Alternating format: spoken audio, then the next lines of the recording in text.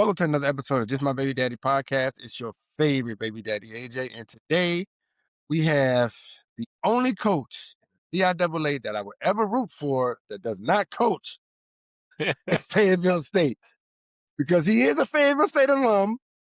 He is my Epsilon Beta brother. We have on the show today my guy, my brother Elijah Sessoms. How you doing today, bro? I can't complain, man. You know, I say that and I didn't even say what school.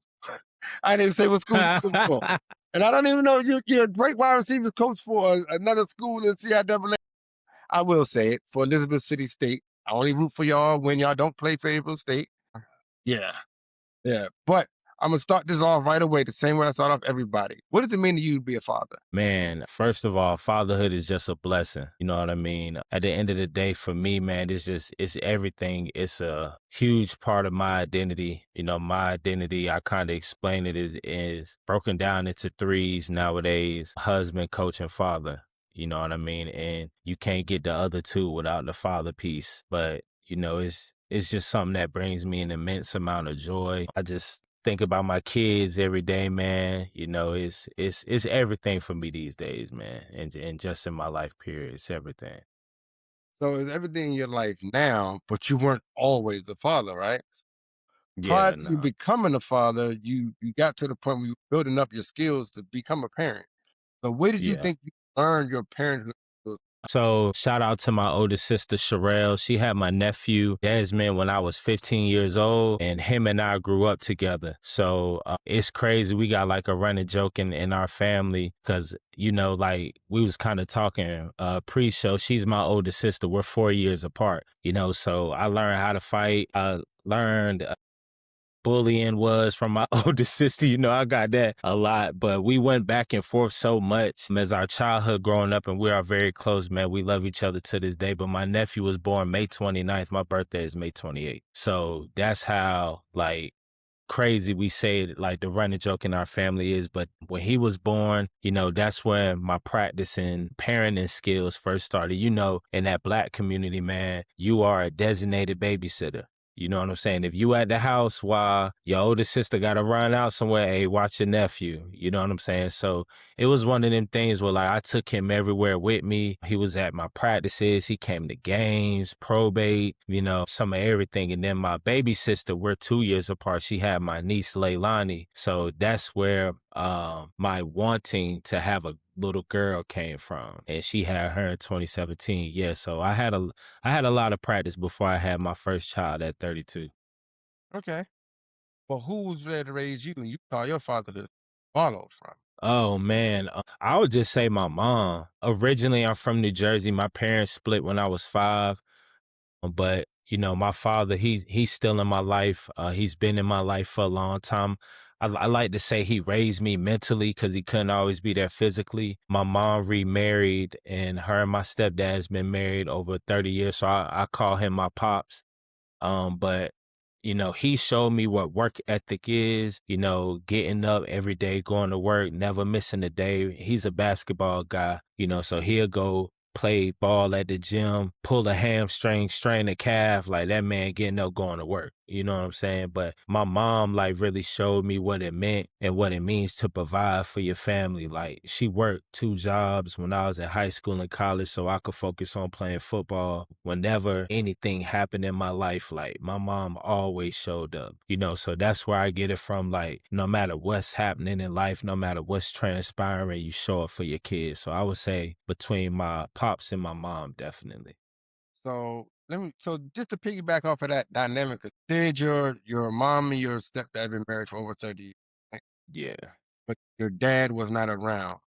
yeah, Well, not physically around. I don't want to yeah, say in a certain way, right? I know how that, yeah, like yeah. physically around. But by him not physically being there, was there like any real power dynamic as far as your stepdad first got introduced that way? Was it, you're not my dad, so I really don't have to listen to you, or you are the only man here, so I guess I have to, or how was that initially? So like, it's crazy. I was just telling my wife this story the other day. Like, I would go probably up until I was 5 to maybe like 15 when football really took off for me. I would go back and forth to New Jersey every summer. Like soon as school was out, when my mom took us clothes shopping, we knew, all right, you about to go with your dad for the whole summer. So when I would come back, like, you know how northern living is. It's much different than the South. Much. It's a certain level of aggressiveness, a certain level of speed. And mind you, like, I'm coming back up north with the southern lingo. Like, I'm holding doors for people. They looking at me like I'm crazy. I'm speaking to people. I was food early on, you know, and I had Mhm. to learn like how to defend for myself. My father go to work. Hey, you stay here, you look after your sisters, because I have other siblings on his side, you know. So like when I would come back down south, like I'm different, you know. And me and my pops, like, we never had like any just head butting. I can honestly say, like, I was 15 when I got my first cell phone and I was working, so I paid for it myself. And he tried to take my phone and we had like a standoff in the driveway. But my pop's like 6'4", you know, and 60 pounds. He big. And back in this time, like, he was in his prime. And my pops lift sheetrock for a living, so naturally big guy. Yeah. So that, I could say that's probably like the only time we had that standoff. But like, nah, it was never really no, you not my dad, you ain't gonna tell me what to do, because, you know, I played sports my whole life, and I had, shout out to my big bro, Russell Dudley, like my trainer, he's been in my life and still into my life this day, you know. So I had a lot of male mentors where I respected male authority, you know what I'm saying? But I knew it was real when, like, I seen my father, one time I went to New Jersey, and my father and my pops, they got out the car and they was talking. And like, my father, and this is why I respect him, like, told my pops, like, you know, you're Elijah's dad. If he get out of line, you discipline him. Like, don't let him do whatever he want to do. You check him. And at that moment, that's when I kind of was like, all right, like, I ain't gonna get away with Yeah. nothing. I ain't even gonna try it. It's over. Like, yeah, he done gave him the green light. You know what I'm saying? So yeah, man, I never really had that, like, that dynamic with my pops at all. No. So that is that's big though, because you don't hear or Yeah, see that, like, that dynamic with those two men come together and say that. That yeah. is different. That is different. Have you ever spoken to them about either one of them about that? Nah, it was like, because I was young enough to understand, and like I said, my father wasn't there physically, but he was there for me always from a mental aspect, and I say that from the stance of like explaining to me what being a man is. Like, although he couldn't be there physically, you know, he still made sure he called me all the time, like from an Islamic standpoint, making sure my orientation was intact. Like, he did little things where, like, the older I got, I still respected him. You know what I'm saying? Because the older I got and what I experienced in my life, I knew he had to make certain decisions and do certain things to provide. Did I always agree with what he did? No. You know what I'm saying? Because him and I did have a conversation. Cause me and my little sister Nadia, we're his first two children. You know, so I did have a conversation after I had my first child. Like, you know, I did feel like you turned your back on us and you gave up on us, because at the end of the day, like, we ain't asked to be here. And although you couldn't be there physically, you still had an obligation to your kids. You know what I'm saying? And I do understand, like, being 8 hours away and, you know, that baby mom and baby dad dynamic, how that can be. But at the same time, like, for us to talk so much, when I come up there, for us to like pick up, like, you know, nothing has happened or any drop off, you know, I did have that conversation with him where I feel like if I wasn't who I was at that time, it probably would have came to blows, because I could handle myself. But at the same time, like, I have a daughter and I understand how important it is for a young black girl to have a father. So a lot of my animosity was built up because my baby sister didn't have the father figure in him. And I had to take that responsibility on our entire lives, you know what I'm saying, of guiding her and teaching her. And it was a tough, I don't want to call it a burden. I can't find the words for it, but it was a tough thing to carry though. I will say that. So how did that affect you two's dynamic, you and your sister? Because that can be tough. Like, yo, like, You know how I just said about the stepdad, like, "You're not my dad," like, "You're my Yeah. brother. Yeah. Relax. You're my brother. You're not my dad." How Yeah. did that go? And I never how's that really now? I never really like try to control her in that aspect. You know, I just always try to give her a different perspective and a different vantage point to see things from. You know, I did have to be bodyguard a lot. Like I got put in a lot of situations that I didn't willingly put myself into. You know what I'm saying? But at the same time, like being the middle child, like early on, her and my sister kind of gained up on me a little bit. But the more we went to New Jersey with just us, she realized like, oh, this all I got.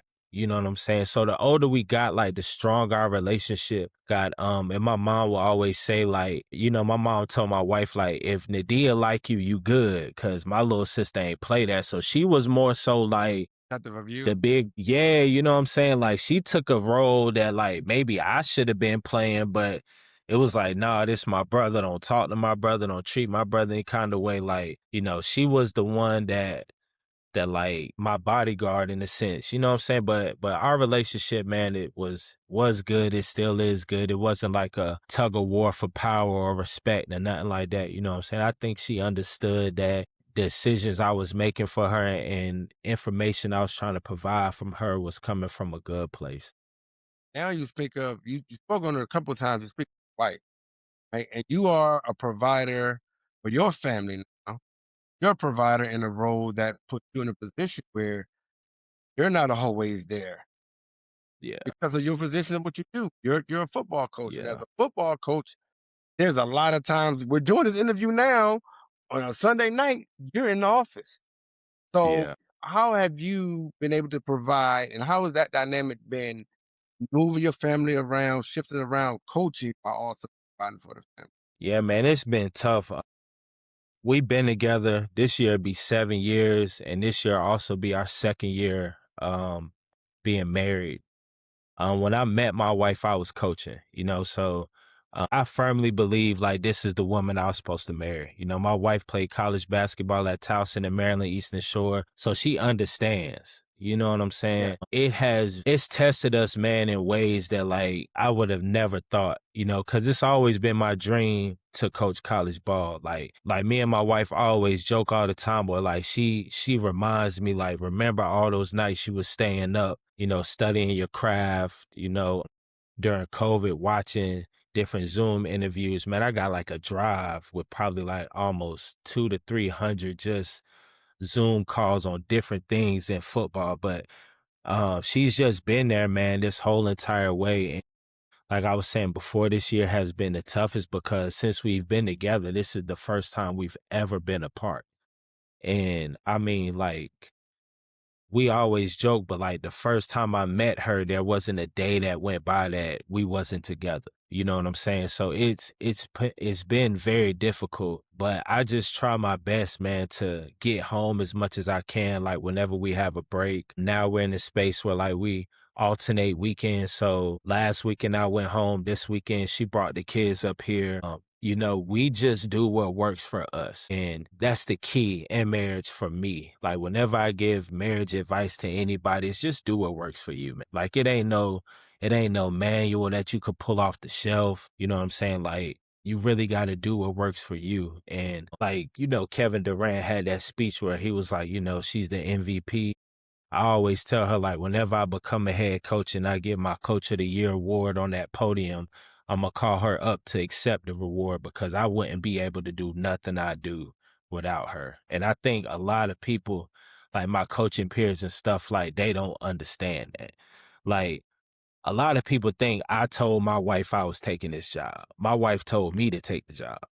You know what I'm saying? Like she gave me the okay and the green light to take this job, you know, and I wouldn't have took it if she wouldn't have been okay with it. You know what I'm saying? Because it was both a sacrifice that we didn't know would be bigger than our marriage. You know what I'm saying? It's it's tested us in a good way. But early on, like for this to be year two and we're experiencing this, like ain't nothing that can break us, man. So what makes a decision? Because it's tough, right? I coached for long. I once Yeah. I realized, yeah, this ain't my thing, right?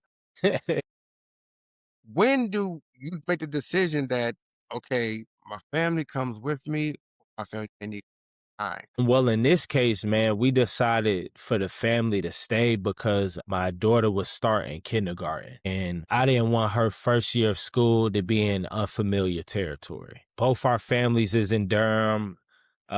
Cousins, aunties, uncles, all are in Durham, Boys, so yeah, like, and I didn't want to move my wife away from the safety nest selfishly, and it was a tough decision, man. Like, when I tell you, bro, when we played, for example, we played Fayetteville State last year in the Down East Classic. I came back to Elizabeth City, got in my car and drove home. Bro, as soon as I walked through the door, I hugged my kids. When I dropped my bag and I hugged my wife, bro, I just broke. Like, mm, because it was just a feeling I ain't never felt. Like, even when I married her, I cried. yeah,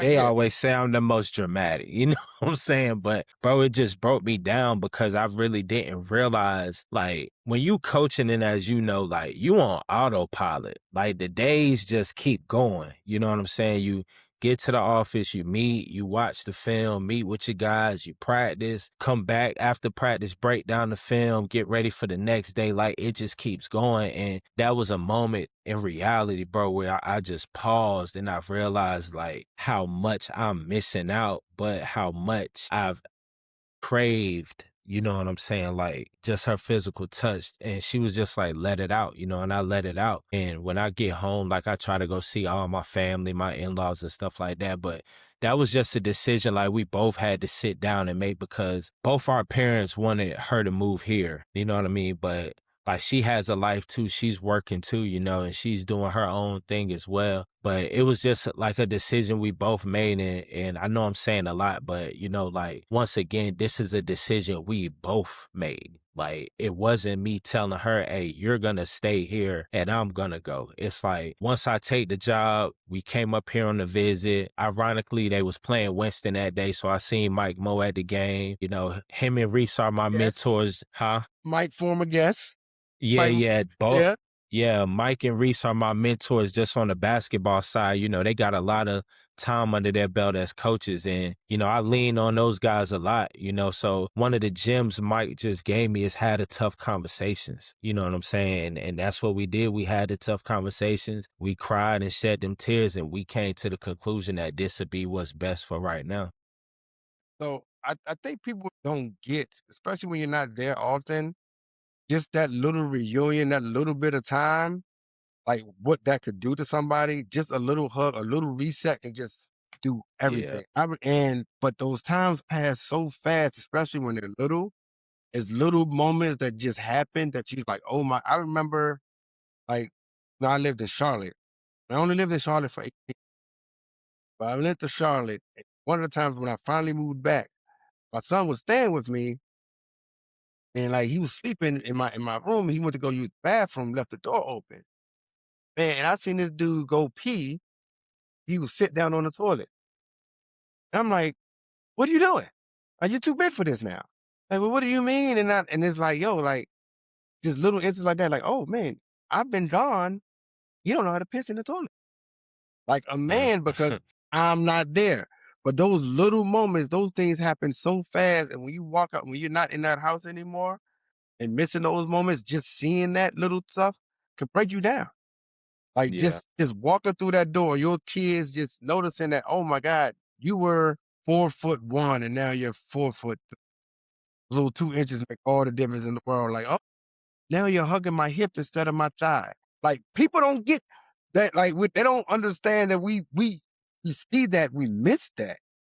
Like, those are the little sacrifices of time. Those are things you can never get back that you're sacrificing because of work. And those moments are a lot of moments that dads sit through, dads deal with, take them, smile, we enjoy them, we keep it moving. Like you said, you break down yeah, there. Good thing is you have a wife that's supportive and there for you. A lot of other times, what happens is, me, for example, when that happened, I will come back to the house or come back to the area, I did that crying in the car. But it happens to us often. I'm glad Yeah. you were able to actually express that because I know that has to be rough when you're used to being there every single day.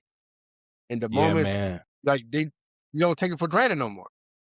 Yeah, bro, like from Elizabeth City to Durham is every bit of 3 hours. You know what I'm saying? So like I would tell my wife, like, cause she'll hug me and she might cry, but I don't really cry when I'm hugging her in that moment sometimes. But like when I get in that car and I'm driving back, that's the worst part because like, I remember I sprained my ankle and I was in a walking boot, but it was my daughter's first day of school. Like I told you, my mom, like, you don't miss. You show up. Like, bro, I did a turn and burn, like, woke up, hit the road, was there to walk her into school, right back to Elizabeth City. But I break down, like, often when I'm driving, man, because it's just me and my thoughts. And, like, my thoughts can be so loud when you just in that car. You know what I'm saying? Because like, it's like, man, my son is getting bigger. My daughter is getting smarter. She's so witty. Like I was telling you, she's her interests are peaking, like she's doing a bunch of different things, and like she knows when daddy's not there. My daughter can tell you where I live at, what my office look like, what I do when I get here, because she's just so smart and she cares. Like my daddy is a coach, like, that's what she knows. But at the same time, like I sit her down because it's another thing, man. Like, and my mom used to tell my dad, my father, like, don't be trying to raise a little Malcolm X, but my father always talked to me like I was an adult since I was 3. Yeah, So that's something I do to my kids, like whether they yeah. understand or not. I just had them conversations with her and I really sit her down to like let her know chasing your dreams, it come with sacrifice. Because a lot of times in life, man, people want the dreams, but they don't want the sacrifice. Like, a lot of people think, a lot of like people see me living out my dreams and they be like, oh man, I'm so happy for you. But they really don't know what come with this. You know what I'm saying? Like, my wife brought the kids up here Friday. They left early this morning. You know what I'm saying? And like my son and my daughter was yelling the whole time, like out of excitement. But I swear to I don't want to swear to God, but bruh, like once they gone, the silence was It's so louder than them loud. screaming. You know what I'm saying? And Man, I'm all that is like, a reoccurring theme. That silence is so loud. but like people just be like, oh, you ain't there. Or like when I get home, like my wife, bruh, go about your business. Like, go do whatever you want to do. We good. Like, she'll text me, y'all good. Stop texting me. Yes, we're fine. Like, go enjoy your life because like she's a cold hustler, man. Like I'm serious, man. Some days I just be like, I don't get it. I don't see how you do it. You know what I mean? But like she is the backbone, and I really appreciate and value her so much, man, because like I said it before, I really wouldn't be able to do what I do at a high level without her. You know what I'm saying? Because even moments where like this becomes overwhelming, because it does, but like it's a Nip quote where he say like, it's supposed to feel like that. It's supposed to stress you. It's supposed to be a burden. It's supposed to be overwhelming because you reaching and working towards something you used to dream about. And I always say with her being like a former athlete, it's like she'll wipe my shoulders off, smack me on the butt and send me back in the game. Like, let's go, champ. You know what I'm saying? All right, you done got it out. You done cried. All right, what we gonna do? You know what I'm saying? So it's crazy, man. So to that, right? When you say that, because this is something that I know I didn't do a good. I was never married. That probably leads to why. When you get to those moments when you're going back home, and I know you're so excited to be with the baby, how do you make that balance of my excitement to be with the babies, but I know I also got to be there and spend that time with my wife? I have such a limited time. Man, that's a crazy question. And if I ain't know any better, I would say you intercepting our text messages today. Man, that's the nut. Like, bro, we're working on it, man. Like, we are working on it. And my wife sent me a message this morning. So last time I was home, like, we call it Tough Tuesdays where we have tough conversations, but whenever we got to talk about something serious, we save it for a face to face. Yeah. But she sent it to me in a text message today because the kids was there and we didn't have a moment with just ourselves. But like, it's tough, man, because, you know, I'm fathering off of the father I didn't have growing up. You know, so like I said earlier, like, you know, my pops was there, but I wasn't his child. You know, so like now that I'm a parent, I fully understand how tough it was for my pops, man, trying to like gauge how he should raise me, you know, whether he should get on me, what should he do? You know, he would tell me he loved me, but like it wasn't like it ain't hit the same like it do now. Like I know without a shadow of a doubt, like that's my pops, like he loved me. And I knew then too, but like it And just hit you different got now. your So, you own. know, Oh, you see all the yeah, sacrifice, see the amount of work yeah, that you did, like, and doing it for like, someone that you didn't even birth yourself.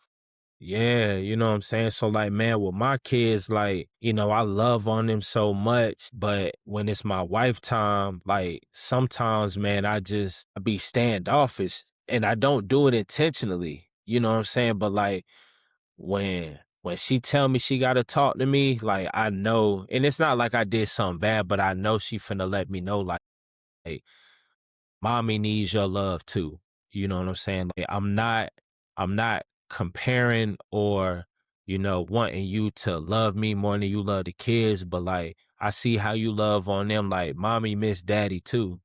You know what I'm saying? So like I could be transparent and be honest, you know, I've been struggling with that lately because I've been missing trying to make up for so much time, man, like being away from my kids that I neglect my wife sometimes. You know what I'm saying? That's why I said like with marriage, it's like y'all gotta do what works for y'all because me and my wife could have them tough conversations and like every time she comes see me, man, I have flowers waiting on her. You know, I send her loving messages. I love her publicly. You know what I'm saying? Just like try to always let her know that I do love, I do care about her. And I ask her sometimes because like being away, you know, I still got to get to know my wife again. You know what I'm saying? So like, what do you need from me? What does loving Jordan at this stage in our marriage look like versus what it was then? Because I had to tell my wife, like, don't ever think like I just know. I ain't never been one of them men. You I just know, yeah. commend the men that just know what they woman want. No, you got to tell me. Cause if I just go off what I think and then I swing and miss, it's like the pain of rejection just be like, I swung and a miss. You know what I'm saying? Like, so when she tell me like, I got notes in my phone, man, like, because once again, like my brain don't never stop and it's always processing information. Like I could show you notes when you be like, damn, like, man, it's just, but that's what helps me. Or like we have a Google calendar where we put stuff on the calendar. So like I get these reminders and I get these alerts. Like, you know, I have on my calendar and even written on my desk, like when they come visit, go buy flowers. You know what I'm saying? So I don't forget to have that when she walks in the door. I have them for my daughter too. So I'll give them, let my son give them to my wife and I'll give the flowers to my daughter. You know what I'm saying? So it's like, man, it's tough, bro. Like I ain't gonna lie, I ain't gonna sit up here and try to act like I got it all figured out and I'm this perfect knight in shining armor. Hell nah. You know what I'm saying? But you got part of it though, the fact that you acknowledging the fact that you don't have it, like, you know there's something that you need Yeah. to work on. I mean, if you got your calendar, just every second or third time they come, make sure you write something on there that's just for you and her or something like that, you know what I mean? Yeah. What the fuck am I like, I it ain't like but I do know that is something that I struggled with, right? Because I love being with my kids and being as though I'm not with them 20%. It's like when I'm with them, it is just them. That is all I'm about. That's all my attention is. And that my biggest thing is always like, yo, we're adults. We figure it out. Like these kids need us, but we really need each other as well.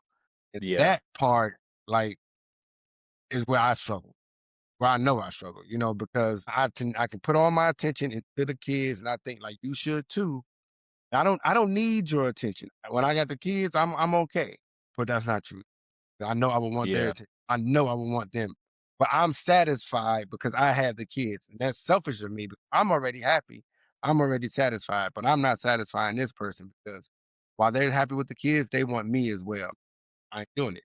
I Yeah. understand. I said, Yeah, so what I'll say to that too, like, when I was talking about that 3-hour trip back home, like, that's when I get a lot of what am I going to do with the kids? What am I going to do with the wife? What am I going to do with myself? Me going to visit my in-laws, visit my moms. Like, I'm mapping all of this out. So when I get home, I can hit the ground running, and we still little windows of time. So like when the kids go to sleep, I already know that's mommy and daddy time. Soon as we get into bed, I know we gonna cuddle, fall asleep. Like we'll take my son or my daughter to our parents and then we'll go out and do something, so marriage and this has taught me being very intentional because me and my wife, excuse me, are different ends of the loving spectrum. So like I'm like you just said, I don't need the physical touch every day. She's the complete opposite. Like, I just need to be told I'm doing a good job. Where's the affirmation? You know what I'm saying? And then I'm cool. Like, but my wife needs the words of affirmation. She needs the physical touch, like, which is fine. My wife loves flowers and stuff like that, which is cool. I ain't never tripping on that. But what I have to understand is I have to love her the way she needs to be loved and fill up her cup. Early on, it was, well, I think you need to be loved like this, so I'm going to love you like this. And, my wife put her foot down and that's what she means. So my wife would sit me down like, E, that ain't working. You know what I'm saying? And because she knows I'm a person that's like striving to get better and want to be better, she can tell me that. You know what I'm saying? Like, nah, that ain't it. Or nah, that didn't work. Try again. Like it'll be a little harsh though, because like outside of my mom, her opinion, the only opinion that really matters to me. You know what I'm saying? So like it's just those moments, man, where like you gotta be real intentional. You know what I'm saying? Like you gotta put the work in. It ain't no shortcuts. And I tell all the time, like the same way I'm trying to be the best coach I can be, I'm working just as hard to be the best father I can be, working just as hard to be the best husband I can be. It's work. Like it's never ending work. You know what I'm saying? I'm gonna get you out of here with two more questions. One of them is really tailor made for you because I believe you give really good advice for this. If let's say there's especially someone that's just trying to get into coach and they're just starting a family at the, what advice you give to that person? Like they haven't really got into it yet, but they're really thinking about like this is something I think I may want to, but I also have a young family. What advice do you? And the best advice I can give is make the decisions together. Don't chase the job. Make the job make sense. You know what I'm saying? Like if you starting a family, you can't be no GA, bro. Hey, I don't care what level. If somebody throw you a job and it's a GA job and you can't provide for your family, don't take it. You know what I'm saying? Like if it's just a high school job and you can be home every day and it makes you and your wife happy, take that job. You know what I'm saying? Because at the end of the day, you're not going to be the best coach you can be if your wife and your family is not at peace. Another part to that is when your wife tell you it's enough, it's enough. Like, if my wife was to call me and be like, all right, I need you to come home, I'll go 4 doors down and have a conversation with my head coach because my head coach knows how much my family means to me. So that's another piece to it. Don't put the job before your family. Because when this job gone, your family's still going to be there. And for me, I never wanted to be one of them coaches that chase the job so much that I'll lose and miss out on my family. I'm one of them coaches that believe I could have my cake and eat it too with this. So I can have my job and still have my family too. So I would say that. I mean, that's really good advice. Like that's dope. And lastly, get you out of here with this. You know how seriously take- this would be a good question for what do you want your legacy? Man, my legacy as a father is my children know that every decision I made, every moment I wasn't there was to give them a life that they couldn't even fathom is out there for them. I'm big on my faith. I lean on it. I pray all the time, man. My kids, one day when I'm dead and gone, my kids gonna look and they gonna see their father name on a stadium somewhere, a building on a university campus named after him, and they're gonna know every sacrifice that he made was so that Sessom's last name could last much longer than our lives will ever last. Because that's what I'm doing it for. All of the sacrifices, all of the times away, all of the nights where I'm sitting at the table breaking down film and they can't sleep and they come out and see me there, they know that this is what it takes to be successful. You know, like even now, my daughter know when I kiss her in the morning, my daddy going to the gym. When she wake up and I ain't there, my daddy about to come back from the gym. My daughter knows what I'm doing. So my daughter's gonna know what sacrifice looks like. She's gonna know what hard work looks like. She's gonna know what being dedicated and having passion looks like. You know what I'm saying? That's my legacy, man. And not to just leave them with something physical, but also leave them with a certain level of understanding. You know what I'm saying? That even when I'm gone, they can still, before they make a decision, what will my dad say? Or they can hear my voice on certain things. You know, that's what my legacy looks like. That's dope. And you know what? That building, that gym, favorite. Yeah. Yeah. All right, man. I appreciate it, man. Already, man. Love you, bro. Episode of Just My Baby Daddy podcast. I know you like what you saw. So what I need for you to do is go back and look at past episodes. Make sure you like, subscribe, and share our YouTube page, Just My Baby Daddy podcast. And you can follow us on all social media at Just My Baby Daddy Pod.